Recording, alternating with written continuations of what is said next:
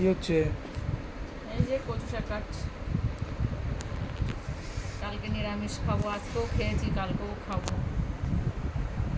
আমার শরীরটা ভালো নেই তো, তাই কি ডাক্তার কচু শাক খেতে বলেছে, রক্ত হবে গায়ে। আর উপোস করবো না, এমনি নিরামিষ খাচ্ছি, ঘরে ঠাকুর আছে, এমনি পুজো দেওয়া হবে।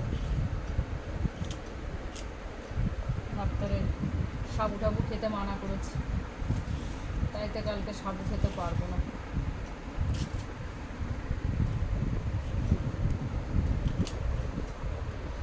রাতের খাবার তৈরি করে বাজার করে এসেছি।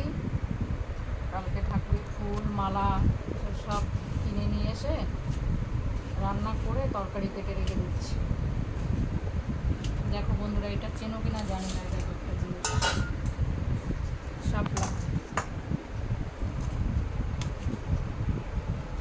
শাপলা ছাড়িয়ে রেখেছি, খোসা।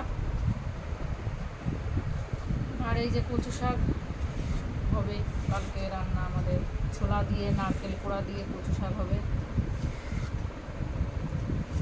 শাপলা রান্না করবো সর্ষে ফোড়ন দিয়ে, নিরামিষ। ঠিক আছে, ভালো লাগে। Good bye, good night. Tata বন্ধুরা।